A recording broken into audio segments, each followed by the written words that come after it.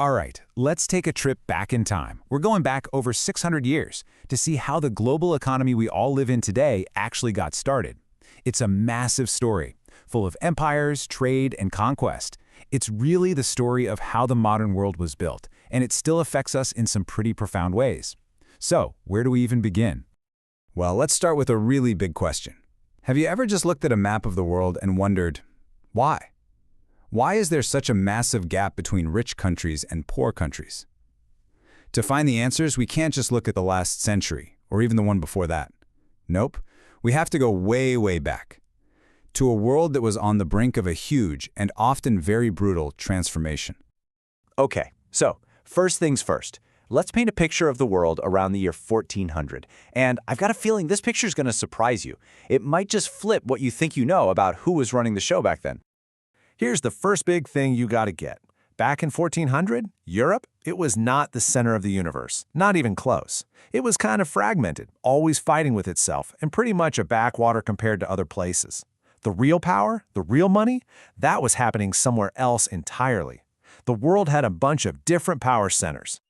I mean, just look at China. At this point in history, China was, without question, the world's tech superpower. The things you see here, the compass, gunpowder, paper, printing, these weren't just little trinkets, these were technologies that literally changed the world, and China had them centuries before Europe. And that navy? Get this, the Ming Dynasty's treasure fleet had ships 5 times bigger than what Columbus would sail. They could have easily reached the Americas or Europe if they'd really wanted to. And then you've got the Middle East and India. These places were the absolute bustling, beating heart of global trade. You had powerful Islamic empires controlling all the key routes, like the Silk Road, bringing incredible goods from the east into the Mediterranean. And Europe? Well, Europe was basically the customer at the very, very end of this massive, rich supply chain, kind of desperately waiting for the goods to arrive. So if Europe was kind of on the sidelines, what happened? What lit the fuse that sent them exploding across the rest of the globe? Well, it really comes down to this potent mix of greed, fear, and a brand new piece of tech. This whole expansion was really fired up by a 3-cylinder engine. First up, greed. The rich in Europe were absolutely desperate for Asian luxury goods, but all their money was flowing out to pay for it. Second, fear. They were cut off from the direct trade routes by powerful empires in the Middle East, and they were always fighting each other. Gaining an edge was everything. And finally, the tools. This is key. They invented a whole new kind of ship. Think of it as half cargo hauler, half war machine. It was a total game changer for projecting power across huge oceans. So you have these Europeans sailing out with these new super ships and some pretty powerful motivations, but they weren't sailing into an empty world, right? They were about to crash into massive, established civilizations. And the result of that collision? It was completely and often tragically different depending on where you were. Just look at this breakdown. It's stark. In the Americas, total, swift conquest. In Africa, it became all about enslavement along the coasts. But in Asia, for centuries, Europeans were just kind of hanging out on the edges. So why? Why the huge difference?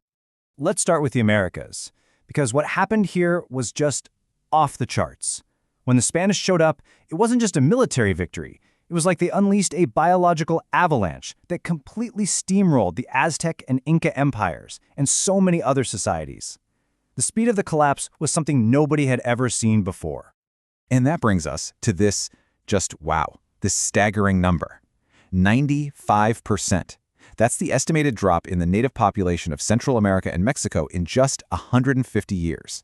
And here's the kicker. It wasn't mainly swords and guns that did this. The deadliest weapon the Europeans brought with them, they didn't even know they were carrying it. It was disease. There's actually a term for this, and it's ecological imperialism. And it's a perfect description. See, the people of the Americas had been isolated for thousands of years, so they had zero immunity to old-world diseases like smallpox or the flu. These germs tore through populations faster than any army could march. And on top of that, you had European animals, pigs, cattle, horses, that just went wild, completely wrecking the local landscape and farming. It was a biological takedown. Okay, now let's pivot to Africa, and the story here is totally different. For centuries, Europeans couldn't really get a foothold on the continent. Diseases like malaria kept them stuck on the coast. But the conquest of the Americas created this new, monstrous, insatiable demand, a demand for human labor. And this demand gave birth to one of the most profitable, and let's be clear, One of the most horrific economic systems ever created, the triangular trade. Here's how this vicious cycle worked. Step 1. European ships bring goods like guns to Africa. Step 2. They trade those goods for captured human beings who are then crammed onto ships for the horrific Middle Passage to the Americas. And Step 3. The raw materials from their slave labor, sugar, cotton, silver, get shipped back to Europe, making a handful of people obscenely rich. And the scale of this, it's almost impossible to really wrap your head around it. 12 million. That is a conservative estimate of the number of African men, women, and children forced into this system. And that number doesn't even count the millions more who died during the raids or on that hellish journey. It was a demographic cataclysm that completely rewired vast parts of the African continent. But the story in Asia? A completely different planet. When the first Europeans showed up in the Indian Ocean, they weren't conquerors, not at all. They were more like small-time merchants knocking on the doors of empires that were way richer, way more powerful than anything back in Europe. For a long, long time, they were kept on the outside looking in.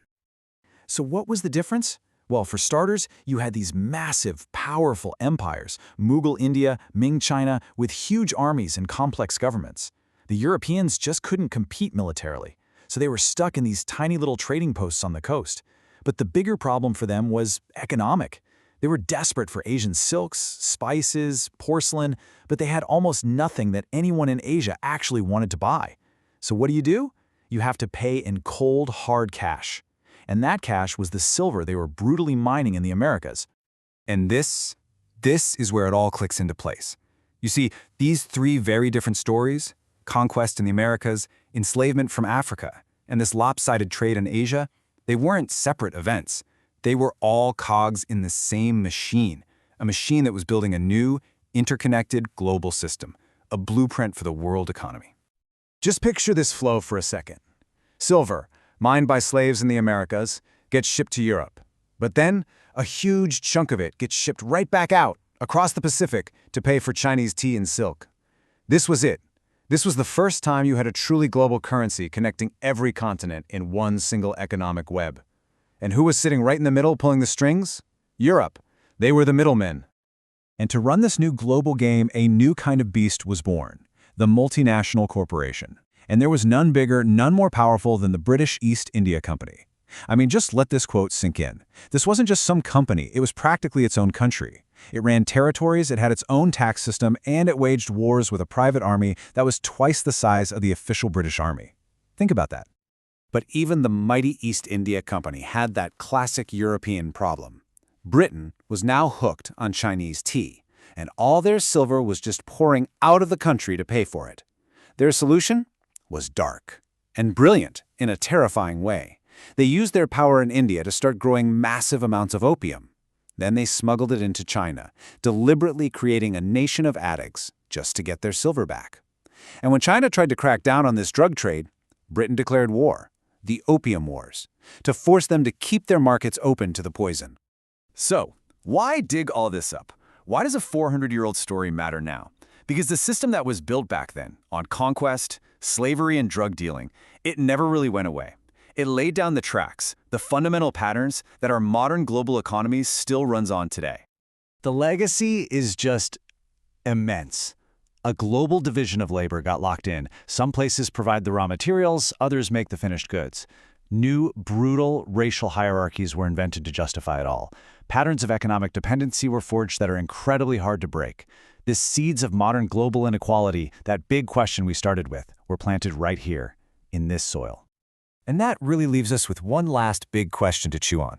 When you look around at our world today, at global supply chains, at international debt, at the massive gaps between the rich and the poor, you have to ask, how much of our world is still running on an operating system that was written 4 centuries ago? Something to think about. Thanks for joining me for this one.